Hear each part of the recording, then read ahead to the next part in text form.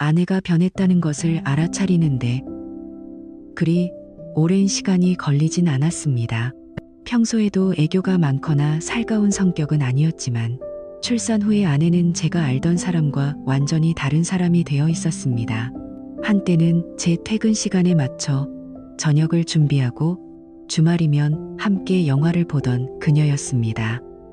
하지만 이제 그녀의 시선은 더 이상 저를 향하지 않았습니다.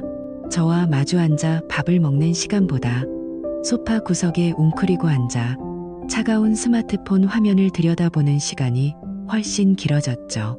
그녀의 얼굴에 떠오르는 희미한 미소는 더 이상 저를 향한 것이 아니었습니다. 그 미소의 주인이 누구인지 그때의 저는 감히 상상조차 하지 못했습니다. 처음 몇 달간은 그저 육아 스트레스와 산후우울증 때문일 거라 애써 제 자신을 위로했습니다. 세상의 모든 엄마들이 겪는 힘든 시기라고 제가 더 이해하고 보듬어 주어야 한다고 다짐했습니다. 아이는 밤낮 없이 울었고 분유를 먹이고 기저귀를 갈고 재우고 안고 토닥이는 무한한 노동의 연속. 그런 날들이 이어지면 누구라도 지치고 예민해지기 마련이니까요. 그래서 저는 퇴근 후 현관문을 열자마자 작업복을 벗어 던지고 두 팔을 걷어붙였습니다.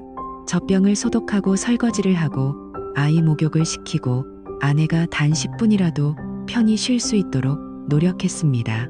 여보, 고생했어. 이제부턴 내가 할게. 당신은 좀 쉬어. 그 말에 아내는 고맙다는 말 대신 무표정한 얼굴로 고개를 끄덕일 뿐이었습니다. 하지만 무언가 이상했습니다.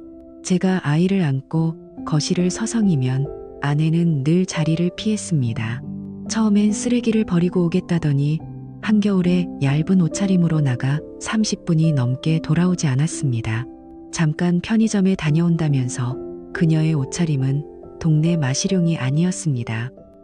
정성스럽게 화장을 한 얼굴, 제가 사준 적 없는 화려한 원피스, 그리고 제게는 낯선 플로럴 계열의 무거운 향수까지 뿌리고 있었습니다. 그 낯선 향기가 집안의 유령처럼 남을 때마다 제 마음 한구석에는 설명할 수 없는 불안감이 검은 연기처럼 피어올랐습니다. 가장 기이하고 공포스러운 변화는 아이의 수면 패턴이었습니다. 100일이 지나도록 밤에 서너 번씩 깨며 악을 쓰며 울던 아이가 어느 날부터인가 마치 세상의 모든 소음과 단절된 듯 8시간 9시간 넘게 통잠을 자기 시작했습니다. 처음에는 드디어 우리 아들이 잠투정 없이 잘 자는 효자가 되었구나 안도했습니다. 하지만 그 깊고 부자연스러운 잠이 하루 이틀도 아니고 계속되니까 제 안의 경고등이 울리기 시작했습니다. 아이의 작은 숨소리라도 들리지 않으면 가슴이 철렁 내려앉아 자는 아이의 코에 손가락을 대보기까지 했습니다. 아이의 몸은 따뜻했지만 그 평온함은 어딘지 모르게 섬뜩했습니다. 아내에게 조심스럽게 물었습니다. 여보, 얘 너무 오래 자는 것 같지 않아? 어디 아픈 건 아닐까? 병원에 한번 가봐야 하는 거 아니야? 아내는 제 눈을 피하며 휴대폰에서 눈을 떼지도 않은 채 건성으로 대답했습니다. 애들은 원래 잠이 많아. 당신이 너무 예민한 거야. 요즘 피곤해서 그래 낮잠도 덜 자고. 하지만 저는 그 말이 명백한 거짓말임을 알았습니다. 아이의 낮잠 시간은 평소와 다를 게 없었거든요. 그녀는 무엇을 숨기고 있는 걸까요? 그날 밤 저는 불길한 예감에 사로잡혀 일부러 잠든 척하고 누워 있었습니다. 시계가 새벽 1시를 가리키자 아내가 침대에서 미끄러지듯 일어나 안방을 빠져나가는 소리가 들렸습니다. 저는 숨을 죽인 채 얼마 전 혹시 모를 상황에 대비해 거실에 설치해둔 홈 CCTV 앱을 켰습니다. 제발 제 끔찍한 상상이 그저 망상이기를, 피곤에 지친 저의 과민 반응이기를 간절히 기도하면서 휴대폰 화면 속 어둠침침한 거실의 모습이 드러났습니다. 아내는 부엌으로가 익숙한 손놀림으로 분유를 탔습니다. 그리고 잠시 망설이는 듯 하더니 식탁이 자신의 핸드백에서 작은 플라스틱 약통을 꺼냈습니다. 그녀는 약통에서 분홍색의 작은 알약 2개를 꺼내 숟가락으로 곱게 빻아 분유에 조심스럽게 섞고 있었습니다. 제 심장이 그 순간 멈추는 것 같았습니다. 손발이 차갑게 식어오고 호흡이 가빠졌습니다. 아내는 그 분유를 들고 아무것도 모르는 아이의 방으로 향했습니다. 몇 분 뒤 다시 거실로 나온 그녀는 만족스러운 표정으로 화장대를 열고 천천히 그리고 정성스럽게 메이크업을 하더군요. 립스틱을 바르고 마스카라를 칠하고 향수를 뿌리는 그녀의 모습은 더 이상 제 아내가 아니었습니다. 낯선 여자 아니 제 아이를 잠재우고 미래를 나가려는 악마처럼 보였습니다. 그걸 지켜보면서 제 심장이 산산조각 나는 기분이 들었습니다. 사랑, 믿음, 지난 세월의 모든 것이 한순간에 잿더미가 되어 무너져 내렸습니다. 그날 밤 아내는 몸에 꼭 붙는 핑크색 원피스를 입고 조심스럽게 집을 나섰습니다. 저는 떨리는 손으로 조용히 차키를 들고 그녀의 뒤를 밟았습니다. 비가 내리는 축축한 밤이었습니다. 아파트 단지를 벗어나 큰 길가로 나가더니 어떤 남자가 검은 우산 아래에서 그녀를 기다리고 있었습니다. 둘은 익숙하게 서로를 끌어안고 웃으며 걸어갔습니다. 제 안에 무언가가 무너져 내렸습니다. 분노보다 더 깊은 배신감에 피가 거꾸로 솟았습니다. 둘은 조용한 뒷골목으로 들어갔고 촌스러운 네온사인이 번쩍이는 샤넬 모텔이라는 간판 아래로 사라졌습니다. 저는 차 안에서 이가 부서져라 악물고 1시간 넘게 기다렸습니다. 차창으로 흘러내리는 빗물이 마치 제 눈물처럼 보였습니다. 그 짧고도 영원 같던 시간 동안 머릿속에서 모든 퍼즐 조각이 맞춰졌습니다. 아이를 재우기 위해 사용된 수면제 밤마다 반복된 수상한 외출, 달라진 화장품과 낯선 향수 냄새까지 모든 것이 명확해지는 순간 저는 감당할 수 없는 고통과 분노에 휩싸였습니다. 하지만 동시에 얼음장 같은 이성이 저를 지배하기 시작했습니다. 지금 감정적으로 행동해서는 안 된다. 저들을 저곳에서 끌어내봤자 남는 것은 폭력과 더러운 진흙탕 싸움뿐이다. 더 완벽하고 더 확실한 저들이 절대로 빠져나갈 수 없는 증거가 필요하다. 저는 조용히 차를 돌려 집으로 돌아왔습니다. 아내보다 먼저 도착한 척 소파에 다시 누워 아무 일도 없었다는 듯 TV를 켰습니다. 새벽 3시가 넘어 문이 열리는 소리가 들렸고 아내는 조용히 들어와 손을 씻고 아이 방으로 향했습니다. 아이는 여전히 깊은 잠에 빠져 있었고 저는 그녀의 뒷모습을 보며 숨이 막힐 것 같았습니다. 그날부터 저는 세상에서 가장 치밀한 사냥꾼이자 가장 외로운 배우가 되었습니다. 감정에 휘둘려 아내를 바로 추궁하고 싶었지만 그렇게 해서는 제가 원하는 결과를 얻지 못할 거란 걸 알았습니다. 가장 우선순위는 아이의 안전과 양육권을 완벽하게 가져오는 것이었습니다. 저는 가장 먼저 초소형 녹음기를 여러 개 구입해 아내가 눈치채지 못하도록 현관 신발장 뒤 거실 소파 밑 그리고 그녀의 차 안에 설치했습니다. 그리고 아내가 샤워하는 틈을 타 그녀의 화장대 서랍을 조심스럽게 뒤지기 시작했습니다. 손이 떨렸지만 냉정을 유지하려 애썼습니다. 역시나 그 안에는 분홍빛 알약이 담긴 작은 약통과 함께 병원 처방전이 아닌 인터넷 쇼핑몰의 구매 내역이 인쇄된 종이가 있었습니다. 수면 유도제 졸피드라는 이름이 선명했습니다. 그 순간 저는 이 상황이 단순한 외도가 아니라 제 아이의 생명을 담보로 한 끔찍한 범죄라는 사실을 다시 한번 확인했습니다. 다음 날 저는 회사에 급한 일이 생겼다고 거짓말을 하고 반차를 냈습니다. 그리고 곧장 가족상담 전문 변호사 사무실을 찾아갔습니다. 변호사는 제가 내민 증거들을 조용히 그러나 날카로운 눈으로 살펴본 뒤 아주 단호하게 말했습니다. 이건 단순한 외도가 아니라 명백한 아동학대입니다. 상해죄까지도 적용 가능합니다. 양육권 소송에서 절대적으로 유리한 고지를 점할 수 있습니다. 지금부터는 절대 감정적으로 행동하지 마시고 제가 말씀드리는 대로만 움직이십시오. 그 말을 듣자마자 제 안에서 무언가 확신이 피어올랐습니다. 그동안 쌓였던 감정과 의심, 그리고 분노가 하나의 분명한 목표를 향해 움직이기 시작했습니다. 며칠 뒤 저는 아내가 외출할 틈을 다시 노렸고 마침내 그녀가 아이에게 분유를 먹인 직후 외출 준비를 하던 걸 포착했습니다. 이번에는 아내가 집을 나선 직후 곧바로 아기를 안고 근처 대학병원 응급실로 달려갔습니다. 응급실의 소란스러움 속에서 저는 소아과 의사에게 아이 상태를 설명하고 CCTV 영상 일부와 알약 사진까지 함께 보여주었습니다. 의사는 처음에는 의심의 눈초리로 저를 보다가 증거들을 확인하고는 얼굴을 굳히며 말했습니다. 이건 명백한 아동학대입니다. 경찰에 바로 신고하셔야 합니다. 이틀 뒤 병원에서 받은 검사 결과지에는 졸피뎀 성분 미량 검출이라는 의사소견이 적혀 있었고 저는 그 종이를 제2의 심장처럼 품에 안고 다시 변호사 사무실로 향했습니다. 마지막 퍼즐 조각은 상간남 민수였습니다.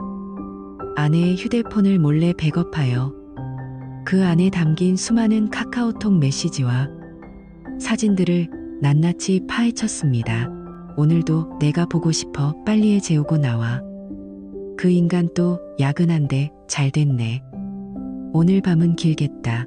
당신 남편은 돈만 잘 벌어오면 되는 거 아냐?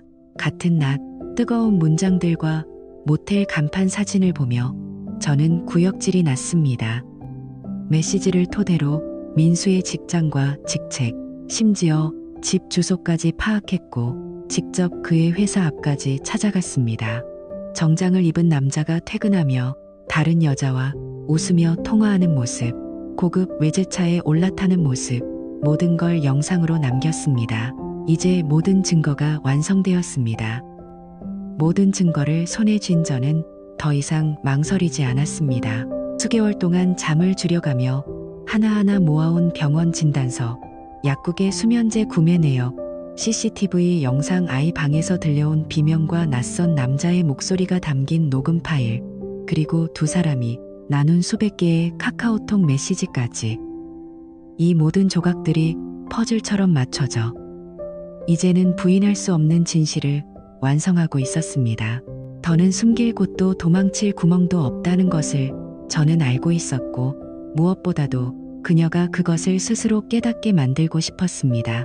아내의 불안감을 극대화하기 위해 저는 일부러 그녀 앞에서 변호사와 통화하는 척 연기했습니다.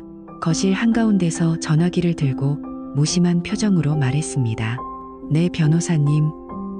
증거는 차고 넘칩니다. 양육권은 물론이고 아동학대 건까지 포함해서 형사 고소도 함께 진행해 주시죠. 그 순간 아내의 얼굴이 새하얗게 질려가는 것이 보였습니다. 손에 들고 있던 머그컵이 덜덜 떨리며 흔들리더니 결국 바닥에 떨어져 깨졌습니다. 그러나 그녀는 컵을 줍지 못한 채 저만을 바라보았습니다. 그 시선 속에는 공포 후회 그리고 무언가 무너져 내리는 절망이 동시에 담겨 있었습니다. 그날 밤 아내는 외출하지 않았습니다. 평소 같으면 민수와 만나러 나갔을 시간이었지만 그녀는 소파에 웅크린 채 휴대폰을 쥐고 한참 동안 아무에게도 전화를 걸지 못했습니다. 손가락이 몇 번이나 화면을 눌렀다가 멈췄다가 하더니 결국 울음을 터뜨렸습니다. 하지만 저는 아무 말도 하지 않았습니다. 이제는 동정할 이유가 없었으니까요. 그리고 마침내 저는 변호사를 통해 민수의 회사와 집 앞으로 각각 내용 증명을 발송했습니다. 내용 증명에는 그들의 불륜관계, 아동학대 공모, 사실, 그리고 이에 대한 법적 책임을 묻겠다는 내용이 담겨 있었습니다. 아내를 상대로는 이혼 및 양육권 변경 소송을, 민수에게는 상간남 위자료 청구 소송을 동시에 제기했죠. 이제 돌이킬 수 없는 전쟁이 시작된 겁니다. 그리고 이 전쟁은 누가 이기고 지는 싸움이 아니라 반드시 끝을 봐야만 하는 싸움이었습니다. 다음 날 오후 민수는 회사에 도착한 내용 증명을 보고 거의 발작하듯 제게 전화를 걸어왔습니다. 전화기 너머로 들려오는 그의 목소리는 분노와 공포로 심하게 떨리고 있었습니다. 당신 미쳤어. 이게 무슨 짓이야. 내 커리어 망치려고 작정했어. 내 와이프가 먼저 접근한 거라고. 나한텐 책임 없어. 그의 목소리는 점점 커지고 날카로워졌지만 저는 한치의 흔들림도 없이 차갑게 말했습니다. 우리 아이한테 수면제를 먹이게 시킨 책임도 없다고 할 건가. 순간 전화기 너머에서 그의 숨소리가 거칠어졌습니다. 짧은 침묵이 흐른 후 아무 말도 하지 못한 채 전화는 그대로 끊겼습니다. 오후 늦게 아내도 변호사로부터 전달받은 소장 복사본을 확인했는지 집에 들어서자마자 현관에 주저앉았습니다. 종이 봉투를 손에 쥔 채 떨리는 목소리로 말했습니다. 당신 지금 뭐 하는 거야? 나한테 왜 이래? 우리 얘기 좀 해보자. 내가 다 잘못했어. 하지만 저는 그녀의 말에 눈 하나 깜박이지 않았습니다. 이젠 얘기할 시간도 감정도 없어. 아이한테 그런 짓을 한 순간부터 너는 엄마도 아니고 아내도 아니야. 그녀는 짐승처럼 울부짖기 시작했습니다. 목이 터져라 울며 제 다리를 붙잡았고 흐느끼는 소리로 한 번만 기회를 줘. 우리 가족 지켜야지.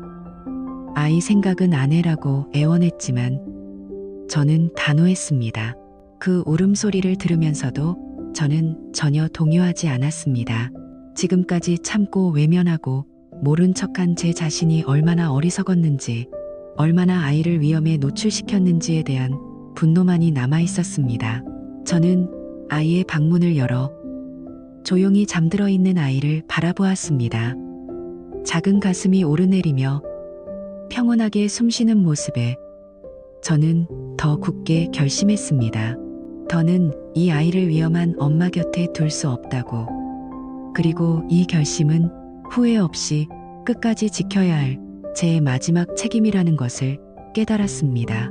거실로 돌아와 말없이 제 짐을 챙기기 시작했습니다. 서류 가방에 중요한 문서를 넣고 옷까지 몇 벌을 챙기며 신발을 신었습니다. 아내는 울면서 제 뒤를 따라오며 소리쳤습니다. 어디 가는데 나한테 말도 안 하고. 하지만 저는 조용하면서도 단호하게 말했습니다. 변호사랑 경찰서. 이제 이건 가족 문제가 아니라 사건이야. 법정에서의 싸움은 생각보다 길지 않았습니다. 수개월 동안 잠을 줄여가며 준비한 모든 증거들이 이제 눈앞에 펼쳐지고 있었고, 저는 더 이상 두려움이나 망설임 없이 담담히 그 진실들을 꺼내놓을 수 있었습니다. 병원 진단서에는 아이의 체내에서 반복적으로 발견된 수면제 성분에 대한 소견이 적혀 있었고, 약국에서 아내가 구입한 수면제 구매 내역은 날짜별로 정리되어 있었습니다. CCTV 영상에서는 아내가 아이의 우유에 무언가를 타는 장면이 포착되었고, 그 외에도 여러 정황 증거들이 촘촘히 이어져 있었습니다. 특히 수백 개에 달하는 카카오톡 메시지 속 대화는 두 사람의 관계뿐만 아니라 그들이 아이를 두고 나눈 경악스러운 대화까지 고스란히 담고 있었습니다. 아내는 재판 내내 고개를 깊숙이 숙인 채 한마디도 하지 못했습니다. 방청석의 공기는 무겁고 날카로웠고, 그녀의 변호사조차 처음에 당당한 태도는 온데간데 없이 사라진 채 더 이상 변론을 이어가지 못했습니다. 증거의 무게가 그들을 짓누르고 있었고, 재판장은 시종일관 차분하고 냉철한 목소리로 증거들을 검토했습니다. 판사는 잠시 저를 바라보며 물었습니다.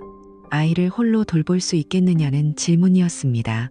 저는 잠시 숨을 고르고 떨림 없는 목소리로 대답했습니다. 저는 이미 육아 휴직을 신청했고 부모님께서도 적극적으로 도와주시기로 하셨습니다. 무엇보다 제 아이의 신체적, 정서적 안전이 가장 중요합니다.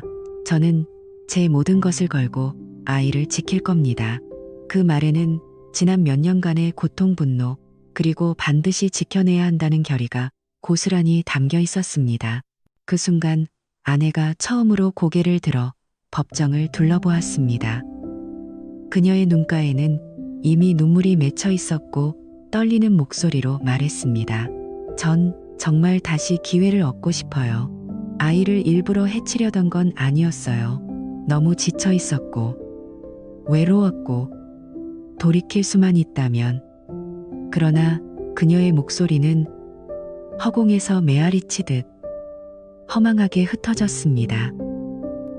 법정의 냉정한 공기를 바꾸기에는 너무 늦었고 그 변명은 오히려 모든 이의 마음을 더 차갑게 만들 뿐이었습니다. 판사는 감정 없는 중립적인 목소리로 응답했습니다. 그런 감정적 설명보다는 구체적인 상황 설명이 필요합니다. 하지만 수면제 투여는 정황상 반복적으로 일어났고 이는 명백한 아동학대 행위로 볼 수 있습니다. 어머니로서의 자격을 의심할 수밖에 없는 상황입니다. 그 순간 아내의 눈에서 굵은 눈물이 후두둑 떨어졌고 손끝까지 떨리는 모습이었지만 저는 끝까지 고개를 돌리지 않았습니다. 저에게 그녀는 더 이상 연민의 대상이 아니었고 아이를 위험에 빠뜨린 가해자일 뿐이었습니다. 재판은 제 완전한 승리로 끝났습니다. 아이의 친권과 양육권은 온전히 제게 돌아왔고 아내는 양육권을 완전히 박탈당한 채 접근금지 명령까지 받았습니다. 법정 안에서는 짧은 한숨과 작은 술렁임이 퍼져나갔고 저는 판결문을 손에 쥐고 깊은 숨을 내쉬었습니다. 모든 게 끝났음을 온몸으로 실감하는 순간이었습니다. 또한 아내와 민수는 공동으로 저에게 막대한 위자료를 지급하라는 판결까지 받았습니다. 그 금액은 단순한 돈의 문제가 아니라 그들이 저질러온 행동에 대한 사회적 심판이자 상징적인 의미였습니다. 며칠 후 민수의 소식이 들려왔습니다. 회사에서의 평판은 바닥으로 떨어졌고 결국 그는 해고당했습니다. 그의 아내 또한 이 모든 사실을 알게 된 후 그를 상대로 이혼 소송을 제기했고 막대한 위자료를 요구했습니다.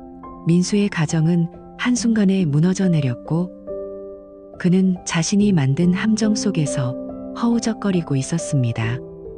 아내는 모든 것을 잃고 친정으로 돌아갔다고 들었습니다. 친구도 가족도 재산도 모두 잃은 채 빈손으로 돌아갔다고 했습니다. 이혼 판결이 공식적으로 확정된 날 법원에서 나오는 발걸음이 그렇게 가볍게 느껴질 줄은 몰랐습니다. 법정 안에서 수없이 억눌렀던 감정들이 법원 문을 나서는 순간 갑자기 무너져 내렸습니다. 한동안 멍하니 서서 깊은 숨을 몇 차례 들이마셨습니다. 그 숨결 속에는 지난 몇 년 동안의 고통, 분노, 원망, 그리고 결국은 놓아버림까지 모든 것이 뒤섞여 있었습니다.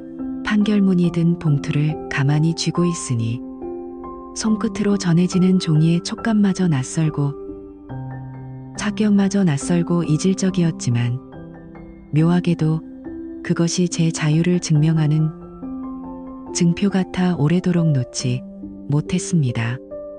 곧장 아이가 있는 부모님 집으로 향했습니다. 창밖으로 스쳐가는 풍경들은 오랫동안 볼 여유조차 없었던 것들이라 새삼스럽게 눈에 들어왔습니다. 계절은 봄으로 접어들고 있었고 도심의 나무들은 연두빛 새잎을 틔우고 있었습니다. 차 안에서 저는 창문을 조금 내려 따뜻한 바람을 맞았습니다. 그 바람에는 지난날의 무게를 조금이나마 덜어내는 듯한 힘이 있었습니다. 부모님 댁에 도착했을 때 문을 열어준 어머니의 얼굴에는 걱정과 안도가 동시에 스쳐 지나갔습니다. 그녀는 말없이 저를 꼭 안아주었습니다. 그 짧은 포옹 속에서 저는 다시 한번 모든 것이 끝났음을 실감했습니다. 그날 저녁 소박한 식탁에 앉아 부모님과 편안한 대화를 나눴습니다. 따끈한 된장찌개 냄새가 식탁 위를 감쌌고 아이는 한쪽에서 그림책을 펼쳐놓고 혼잣말을 하며 놀고 있었습니다. 오랜만에 느껴보는 집의 온기와 소소한 대화가 낯설 정도였습니다. 어머니는 아이를 안으며 말씀하셨습니다. 그래도 참 잘 버텼다. 그런 극한 여자 때문에 망가질 사람 아니지. 우리 아들. 그 말을 듣자 목구멍이 따끔거렸고 눈가가 시큰해졌습니다. 몇 년간 가슴속에 쌓여있던 무언가가 스르르 녹아내리듯 흘러내리는 기분이 들었습니다. 저도 모르게 고개를 끄덕이며 네, 이제 진짜 끝났어요. 라고 답했습니다. 몇 해가 흘렀습니다. 아이는 이제 유치원에 다니며 제잘제잘 말도 곧잘하고 스스로 옷을 고르는 나이가 됐습니다. 아침이면 제 침대로 달려와 저를 깨우며 아빠 일어나 하고 귀엽게 소리칩니다. 저녁이면 아빠 오늘은 뭐 해줄 거야 하며 애교를 부립니다. 저는 그런 아이의 모습 하나하나가 기적처럼 느껴졌습니다. 시간이 참 빠르다는 걸 실감합니다. 그 시절엔 하루하루가 지옥 같았는데 이젠 그날들이 마치 먼 옛날 일처럼 아득하게 느껴집니다. 그 사이 저는 복직하여 직장에서도 안정된 자리를 잡았고 아이를 위한 저축도 조금씩 늘려가고 있습니다. 회사 사람들은 종종 제게 어떻게 그렇게 담담히 이겨냈냐고 묻지만 사실 담담할 수밖에 없었습니다. 아이가 있었기 때문입니다. 매일 아침 아이가 제 이름을 부르며 웃는 얼굴로 달려오는 그 순간들이 없었다면 저는 여전히 과거의 늪에서 허우적거리고 있었을지도 모릅니다. 하루는 아이가 그림을 그리다 말고 제게 물었습니다. 아빠, 우리 집엔 왜 엄마가 없어? 순간 심장이 철렁 내려앉았고 잠시 말을 고를 수밖에 없었습니다. 그 질문이 올 거라는 걸 알고 있었지만 막상 들으니 숨이 막혔습니다. 저는 아이의 눈을 보며 솔직하지만 부드럽게 대답했습니다. 엄마는 아주 멀리 여행을 떠났어. 지금은 아빠랑 우리 아들이 함께 사는 게 서로에게 더 행복할 거라고 엄마랑 아빠가 약속했거든. 우리 아들은 아빠랑 사는 거 행복하지. 아이는 그 말을 다 이해하지는 못했겠지만 환하게 웃으며 고개를 끄덕였습니다. 그리고는 이내 다른 장난감을 들고 와 놀자고 했습니다. 그 순간 저는 문득 깨달았습니다. 아이에게 가장 중요한 건 지금 곁에 있는 사랑과 안정감이라는 걸. 그날 밤 저는 아이와 함께 조용히 누워 천장을 바라봤습니다. 아무 말 없이 아이의 고른 숨소리를 듣고 있으니 마음이 한없이 따뜻해졌습니다. 과거는 더 이상 저를 괴롭히지 않았고 복수도 끝났습니다. 그들은 자신들이 만든 나락에 빠졌고 저는 아이와 함께 그 어둠에서 빠져나와 새로운 세상을 살아가고 있었습니다. 그동안의 고통과 절망은 이제 더 이상 저를 가두지 않았습니다. 오히려 그것들은 제게 더 단단해질 수 있는 기회를 주었습니다. 이제는 진심으로 말할 수 있습니다. 정말 끝났다고. 그리고 우리는 지금 아주 행복하다고. 미래에 어떤 어려움이 또 찾아오더라도 이번에는 두렵지 않습니다. 아이와 함께라면 그 어떤 시련도 견딜 수 있을 것 같기 때문입니다. 이 평범하지만 소중한 일상, 서로를 향한 미소와 손길, 그것이야말로 제가 간절히 원했던 모든 것이었습니다.